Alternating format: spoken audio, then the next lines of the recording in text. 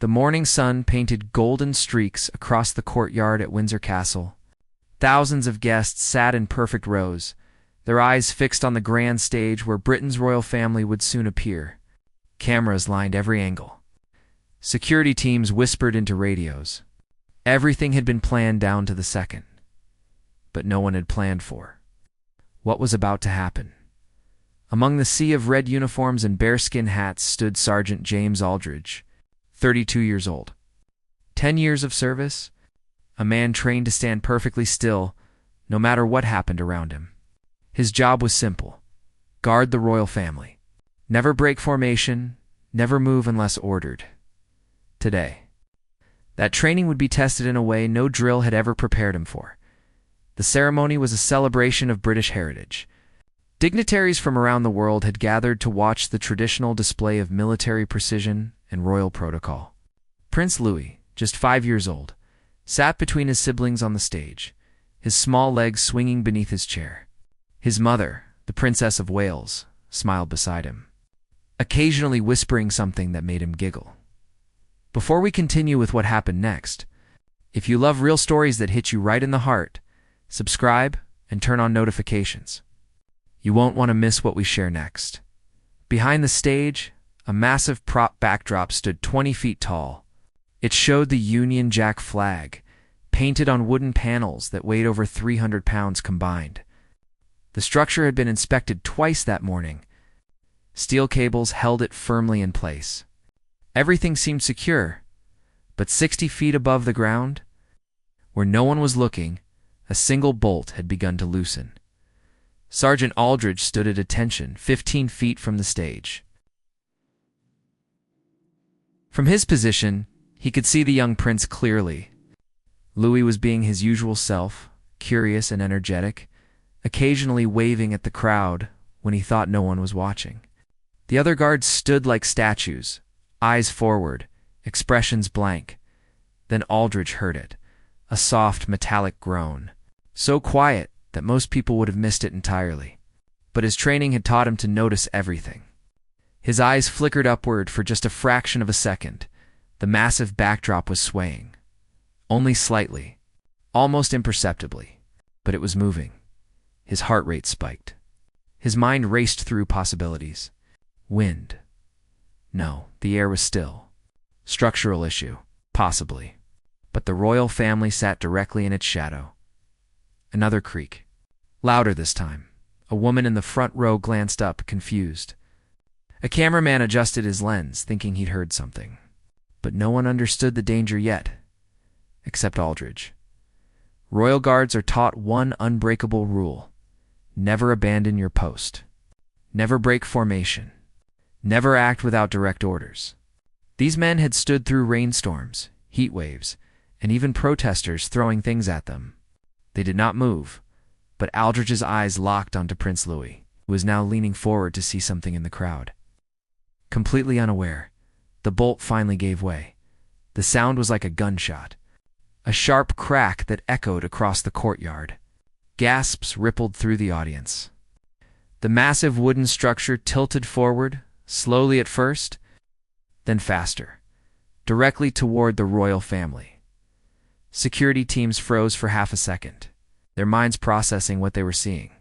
The Princess of Wales turned, her face shifting from confusion to pure terror as she reached for her children, but she was too far from Louis.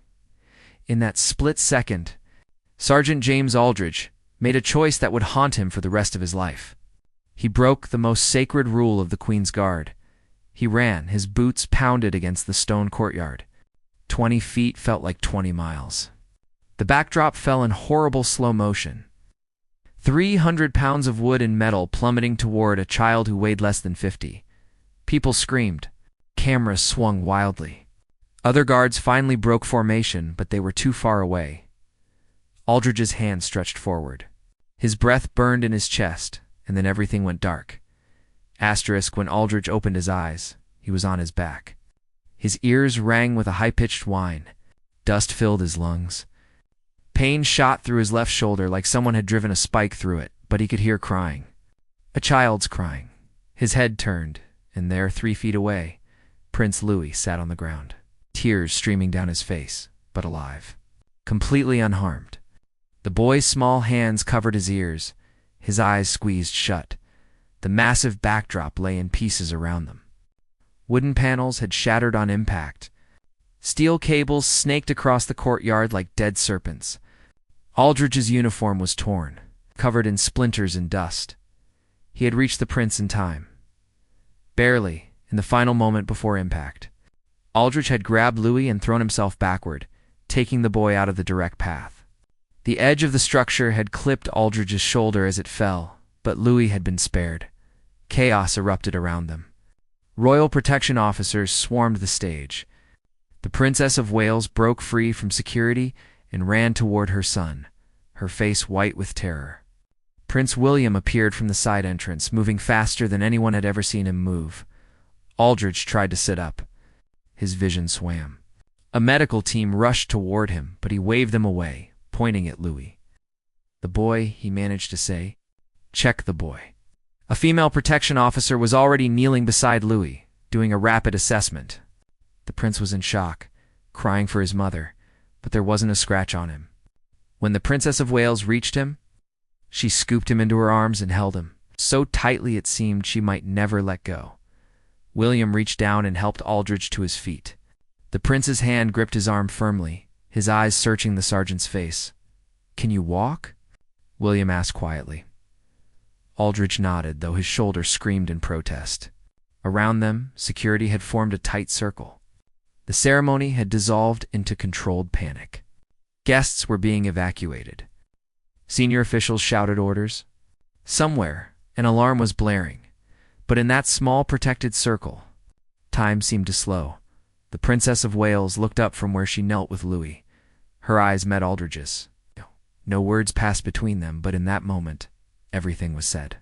A mother's gratitude. A soldier's duty, a debt that could never be repaid. Aldrich was escorted off the grounds immediately. Royal protocol kicked in like a machine. The fewer witnesses, the better. The incident needed to be controlled, managed, kept quiet. The world couldn't know how close disaster had come. In a private medical room inside Windsor Castle, a doctor examined Aldrich's shoulder, dislocated but not broken. The doctor worked efficiently, resetting the joint with a practiced motion that made Aldrich's vision go white for a second. "You're lucky," the doctor said, wrapping the shoulder. "Another angle and that debris could have taken your head off." Aldrich didn't feel lucky. He felt numb. A senior official entered the room. Commander Patricia Holloway, head of Royal Security. Her face was carved from stone, impossible to read. "Sergeant Aldrich," she said, her voice formal. "We need to talk." His stomach dropped. He knew what was coming. He had broken protocol, abandoned his post, disobeyed standing orders. In any other circumstance, these actions would mean immediate dismissal, possibly even court-martial. "I understand, ma'am," he said quietly. "I accept full responsibility for my actions." Holloway studied him for a long moment. Then something shifted in her expression. Not quite a smile, but close. "You saved a prince's life," she said. "But you also created a security nightmare. The press is circling. Social media is exploding. Someone filmed the whole thing on their phone." Aldrich's heart sank further. He hadn't even thought about cameras. Of course, people had been filming. They always were. "We have two options," Holloway continued. "We can make you a hero. Put you on every news channel. Give you a medal in a public ceremony." She paused. "Or we can make you disappear," Aldrich blinked. "Disappear?" "Reassignment. New post. Different name on the duty roster. As far as the public knows, what happened today was a terrible accident that was caught just in time by several quick-thinking officers. No single hero. No face to put on the story." "Why would you do that?" Aldrich asked. Holloway's expression hardened. "Because the moment we celebrate one guard breaking protocol, we undermine the discipline of every guard in the service.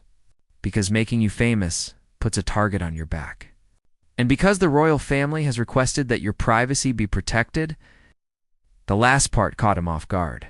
They requested, the Princess of Wales specifically, She wants you protected from the media circus. She wants you to have a normal life," she said. Holloway hesitated, then continued. "She said you gave her back her son, and the least she can do is give you back your anonymity." Aldridge sat in silence, processing this. Outside the window, he could hear helicopters circling. News vans were probably already at every gate. "What do you want, Sergeant?" Holloway asked softly. "It's your choice." Aldridge stared at his hands. They were still shaking slightly, though whether from adrenaline or shock, he couldn't tell. The choice before him seemed impossible.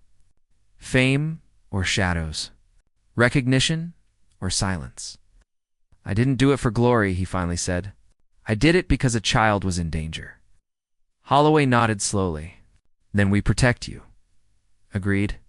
"Agreed." Within hours, the machine of royal public relations went to work. The official statement was carefully worded. An accident had occurred during a ceremonial event. Swift action by security personnel had prevented any injuries. The royal family was grateful. An investigation was underway. No names. No heroes. No footage. The phone video that had captured everything mysteriously vanished from social media within minutes of being posted. Palace lawyers moved with surgical precision. Anyone who had witnessed the incident up close was quietly contacted and asked to sign non-disclosure agreements in exchange for generous compensation. It wasn't censorship, the official line went. It was protecting the privacy and safety of a minor child. By evening, Aldridge was transferred to a private residence on the Windsor estate. He couldn't go home, not yet. The press was camped outside his apartment in London, hoping for any scrap of information. He sat alone in the small cottage, his shoulder throbbing despite the painkillers. The television showed news anchors speculating wildly about what had happened. Some reports claimed the whole thing had been exaggerated. Others suggested a terrorist plot. None of them were close to the truth. A knock at the door made him jump.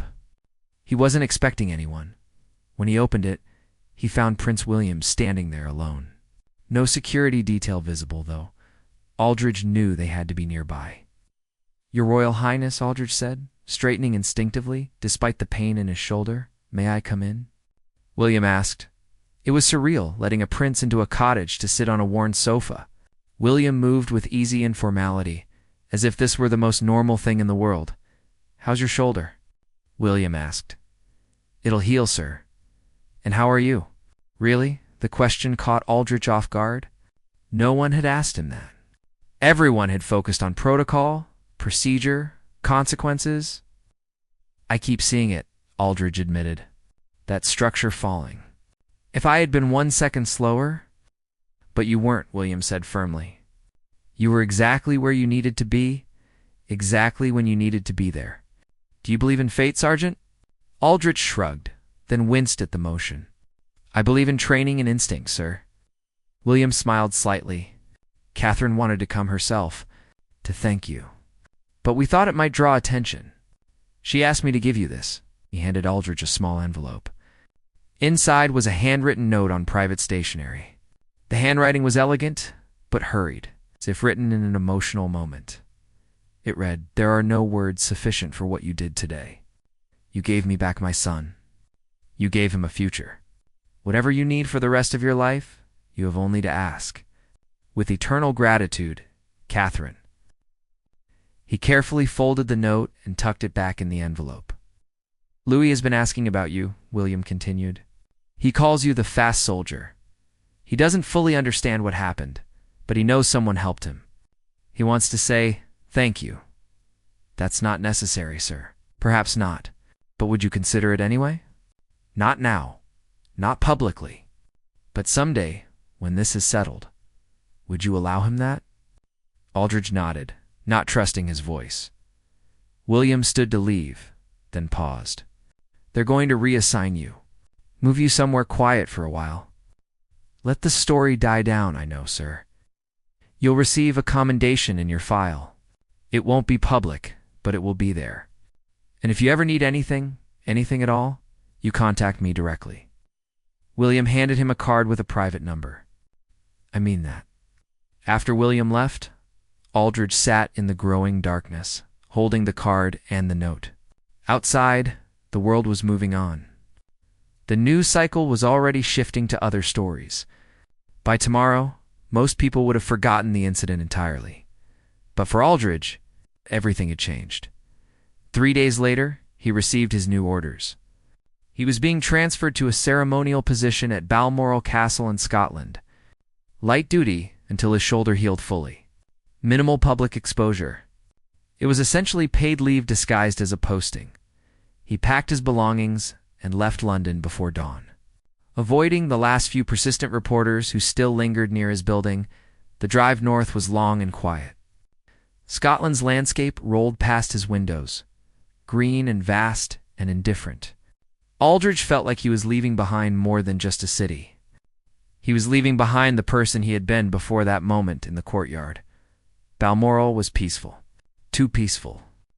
After the intensity of Windsor and London, the quiet Scottish estate felt like another world. His duties were minimal. Stand at a gate for a few hours, check visitor credentials, smile politely at tourists taking photos. His shoulder healed slowly. Physical therapy twice a week, gradual improvement. But the dreams didn't stop. Every night he relived those seconds. The creak of failing metal, the shadow falling. The impossible distance between him and the child. In his dreams, he was always too slow. In his dreams, he didn't make it in time. He woke in cold sweats, his heart pounding. One morning, 6 weeks after the incident, he was standing at the main gate when a private car pulled up. The window rolled down, and Aldridge found himself looking at the Princess of Wales. She was alone in the driver's seat, which was unusual. Royal family members rarely drove themselves, especially not without security visible. "Sergeant Aldridge," she said quietly, "I was hoping I might run into you." Aldridge snapped to attention, his training overriding his surprise. "Your Royal Highness? I wasn't aware you were visiting. I'm not, officially." Catherine smiled slightly. "I'm just a mother who wanted to take a drive. May I park for a moment?" "Of course, ma'am." She pulled through the gate and parked in a small area reserved for staff. When she stepped out, Aldridge noticed she was dressed casually, jeans and a simple sweater. No cameras. No handlers. "Just a woman who looked tired. Walk with me?" she asked. They followed a path that led away from the main buildings, into the gardens that surrounded Balmoral. Security was surely watching, but they kept their distance. Catherine walked slowly, her hands in her pockets. "I couldn't sleep last night," she said after a while. "I kept thinking about that day, about how close we came to losing him." "Sorry, ma'am. I didn't mean to cause distress by—" "No," she interrupted gently. "That's not why I'm telling you. I'm telling you because I want you to know that what you did matters. Not just in that moment, but every day since. Louis is alive because of you. He's laughing and playing and being a normal, happy child because of your decision." Aldridge didn't know what to say. "William told me about the nightmares," Catherine continued. "The palace physician mentioned it in his report. You're having trouble sleeping. I'll manage, ma'am. I'm sure you will. But you shouldn't have to do it alone." She stopped walking and turned to face him. "What you're experiencing is normal? It's trauma. You went through something terrible, made an impossible choice in an impossible situation. There's no shame in struggling with that." "I was trained for situations like that," Aldridge said. "You were trained to stand still," Catherine replied. "You were trained to follow orders. You were trained to be a statue. But in that moment, you chose to be human instead. That's not in any training manual." The truth of her words hit him hard. She was right. Everything in his training had told him to stay in position, to trust the system, to wait for orders. He had violated every rule he'd spent a decade learning to follow. "Do you regret it?" Catherine asked softly. "Never," Aldridge said immediately. "Not for a second." "Good. Because we don't either." She reached into her pocket and pulled out a small box. "This is from Louis. He made it himself. Well, with some help." Inside the box was a hand-drawn picture, a stick figure in a red uniform with a tall black hat. Next to it, a smaller stick figure with yellow hair. They were holding hands. At the top, In wobbly letters it said, "Thank you, fast soldier. Love, Louis." Aldridge felt his eyes sting. He blinked rapidly. "Talks about you," Catherine said. "He doesn't understand everything, but he knows you helped him. He keeps asking when he can see the fast soldier again." "I would be honored, ma'am." "Whenever it's appropriate," soon she promised. "When the world isn't watching so closely, when we can do it quietly." She paused. "I also wanted you to know that we've established something in your honor. Not publicly, but it exists. A fund for the families of service members who are injured in the line of duty. It's called the Aldridge Initiative." "Ma'am, that's not necessary. It's done," she said with finality. "And before you object, know that you don't have a choice in the matter. You saved my son. This is a fraction of what that means to me." They walked in silence for a few more minutes. Birds sang in the trees. The Scottish air was cool and clean. "Can I ask you something?" Catherine said. "That moment, when you decided to run. What went through your mind?" Aldridge thought back. Nothing, really. There wasn't time to think. "I just saw him there, so small, and that thing falling toward him. My body moved before my brain caught up. Instinct," she said. "Maybe, or maybe just the right thing." "Those aren't always the same," Catherine observed. "But in your case, they were." She glanced at her watch. "I should go. I told William I'd only be gone an hour, and he worries." They walked back toward her car. Before she got in, she extended her hand. Aldridge shook it, struck by the normalcy of the gesture. "Thank you, Sergeant Aldridge," she said. "Not just for Louis, but for reminding all of us what true courage looks like." She drove away, and Aldridge returned to his post. The drawing from Louis remained in his pocket for the rest of the day. That night, he hung it on the wall of his small room at the staff quarters. For the first time in weeks, he slept through the night. Months passed. Autumn turned to winter. Aldridge's shoulder healed completely. His nightmares faded to occasional flickers, manageable and rare. He settled into the rhythm of Balmoral life, finding peace in its quietness. Then, on a cold December morning, he received a call from Commander Holloway. "How are you, Sergeant?" she asked. "Well, ma'am, the posting here has been good for me. I'm glad to hear it. Because I have a question for you. How would you feel about returning to active duty? Full ceremonial guard position. Back in London?" Aldridge's heart raced. "I thought that wasn't possible. After what happened, things have changed. Enough time has passed. The story is dead and buried. More importantly, you've proven yourself. Not just in that moment, but in how you've handled everything since.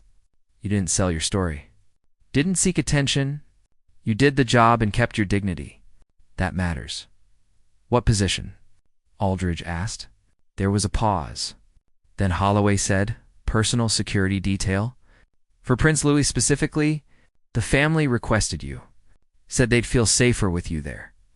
Aldridge closed his eyes, the circle completing itself. The child he'd saved, now under his protection permanently. "I would be honored, ma'am. Could report back to London in 2 weeks. Full briefing when you arrive." After the call ended, Aldridge stood at the window, watching snow begin to fall over the Scottish Highlands. Everything had changed that day in the courtyard, but maybe not in the way he'd feared. Maybe it had changed him for the better. 2 weeks later, Aldridge returned to London. The city felt different somehow, busier, louder, more alive. Or maybe he was the one who had changed. The briefing at the Royal Protection Headquarters took an entire day. His new role was unprecedented in some ways. Personal security details were usually reserved for senior members of the royal family, not young children. But the family had insisted. "You'll shadow Prince Louis at public events," his supervisor explained. "School functions, official appearances, family outings, when the press is present. Your job is to be invisible until you're needed. Understood? The prince knows you're coming back." Apparently, he's quite excited about it. It made Aldridge smile. His first day back on duty was at a charity event at a children's hospital. Louis was there with his mother and siblings, helping to deliver Christmas gifts to sick children. The media was present, cameras everywhere. But Aldrich had learned how to fade into the background. He watched Louis move through the hospital room, his small face serious as he handed wrapped presents to children in beds.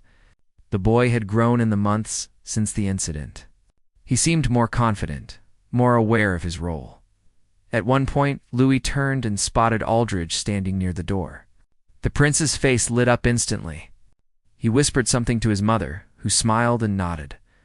Louis walked over, trying to maintain the formal composure he'd been taught, but his excitement was obvious. "You're the fast soldier," Louis said, his voice that particular pitch of childhood wonder.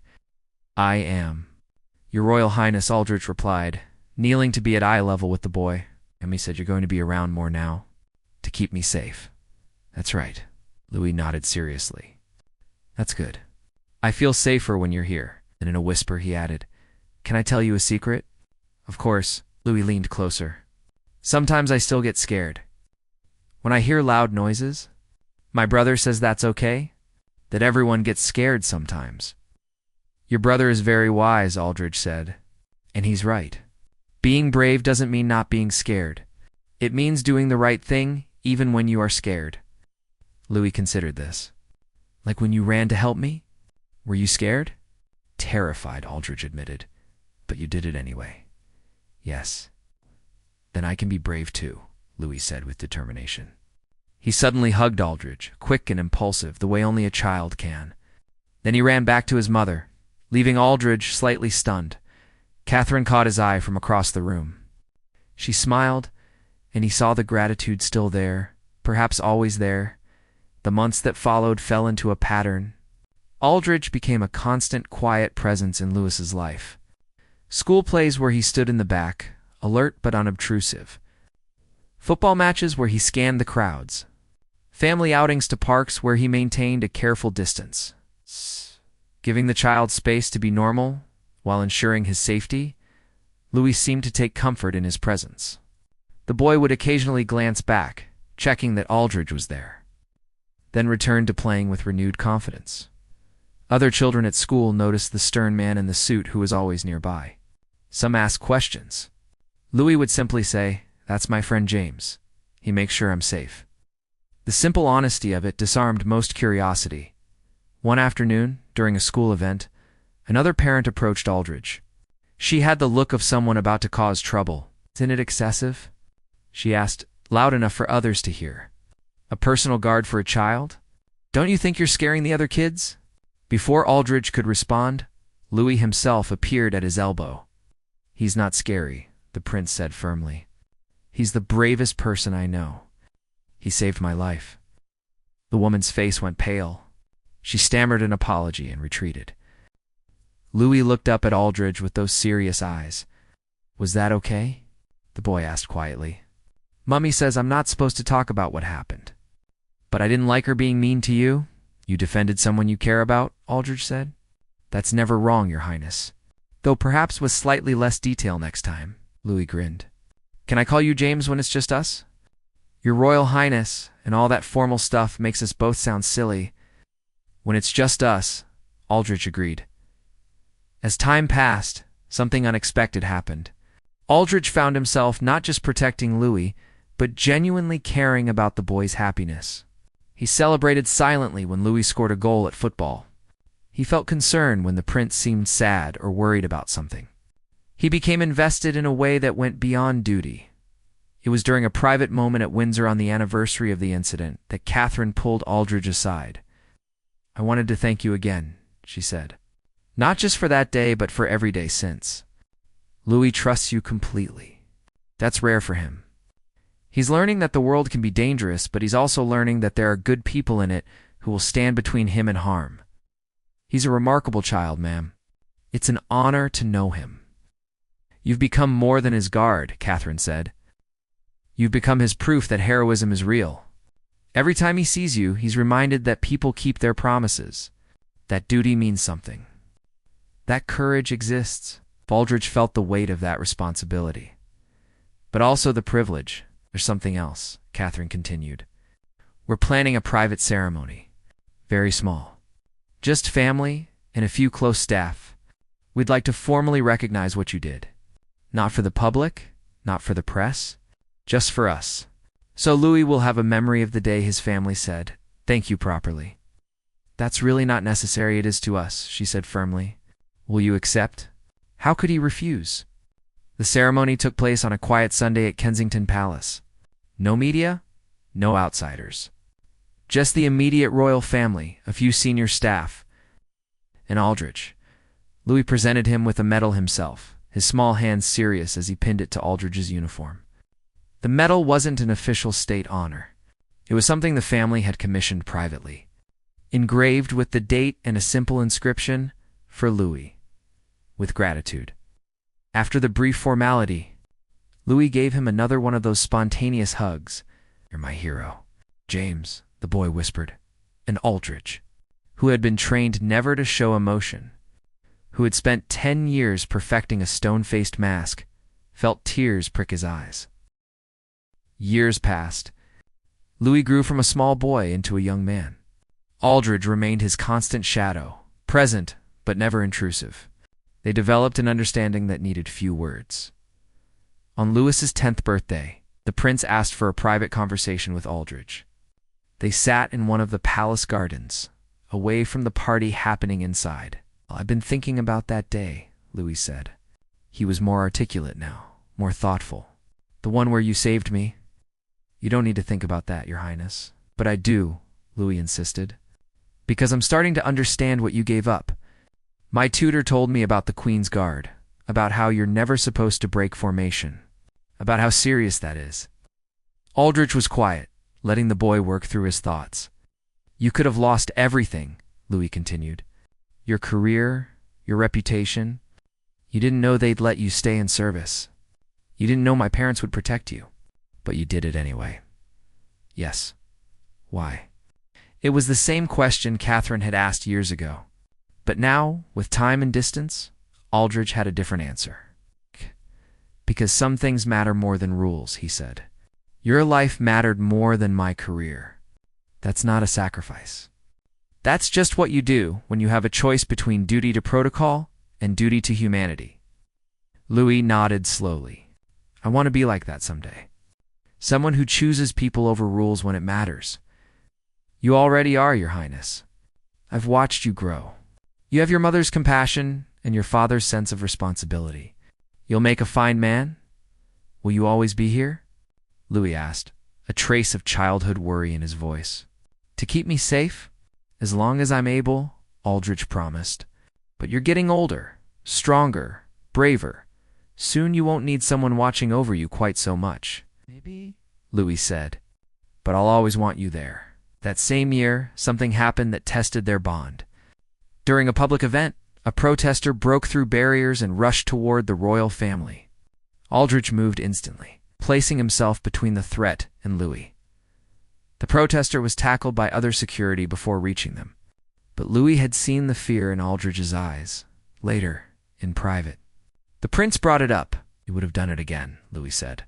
"Put yourself in danger for me, without hesitation." "That's not fair to you," Louis said. "Your life is just as valuable as mine." "That's not how I see it," Aldrich replied. "Your Highness, my job is to protect you.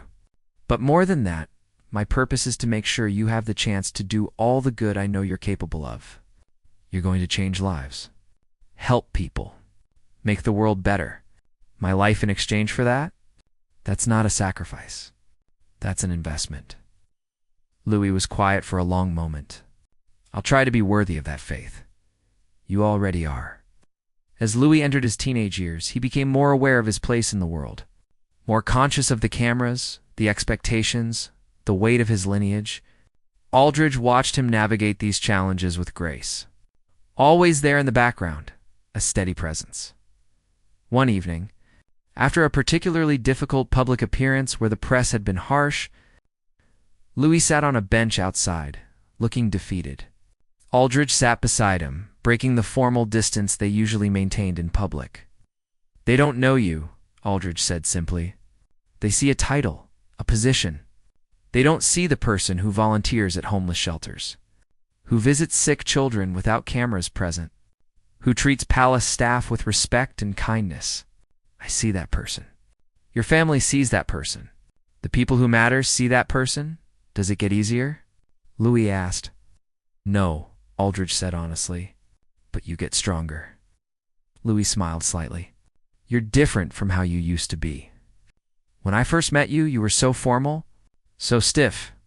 You changed me, Aldrich admitted. You taught me that duty and compassion aren't opposites, that you can be professional and still be human. We changed each other then, Louis said. Time continued its steady march. Aldrich's hair began to gray at the temples. His knee ached on cold mornings.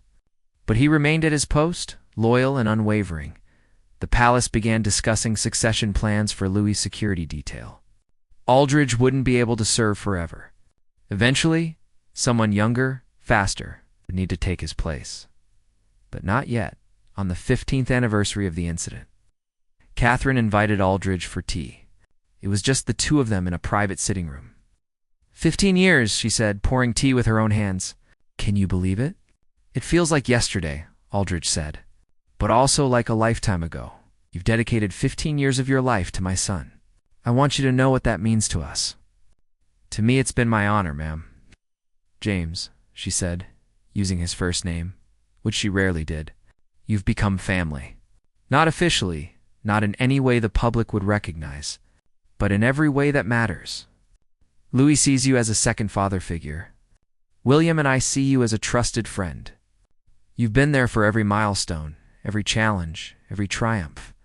I wouldn't have wanted to be anywhere else. I know, she said softly. And that's what makes you special. You didn't stay for the prestige or the position. You stayed for him. For Louis. They sat in comfortable silence, drinking tea. Two people bound by a shared moment that had changed everything later that day. Louis found Aldrich in the corridor. Mom told me she had tea with you, the prince said. He was 16 now, nearly as tall as Aldrich, his voice deeper. She did. She cried afterward, Louis said. Happy crying, she said.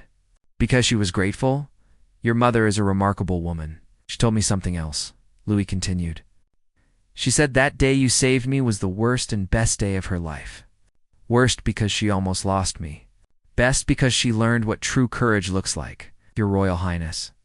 I want you to know something, Louis interrupted. When I'm older, when I have responsibilities and duties of my own, I'm going to try to be the kind of person who deserves what you did for me. I'm going to try to make that moment mean something. It already means something, Aldrich said. You're alive. You're here. You're becoming someone extraordinary. That's everything. Louis extended his hand, formal and adult. But when Aldrich shook it, the prince pulled him into a brief, tight hug. Thank you, Louis, whispered. For everything. For that day. For every day since. For showing me what it means to be brave when it matters most. As Aldrich watched Louis walk away, tall and confident, he thought about that moment in the courtyard 15 years ago. The fear, the impossibly long distance. The choice that changed everything. He had broken protocol that day. Shattered every rule he'd been taught. Risked everything he'd worked for. And he would do it again in a heartbeat, because some moments define us. Some choices reveal who we really are beneath the uniform, beneath the training, beneath the mask we wear for the world. In that split second, Sergeant James Aldrich had chosen to be human. To run toward danger instead of standing still. To save a life instead of following orders. And in doing so, he had saved more than just a prince. He had saved a piece of his own soul. Discovering that the greatest courage isn't in standing still, it's in knowing exactly when to move. Asterisk.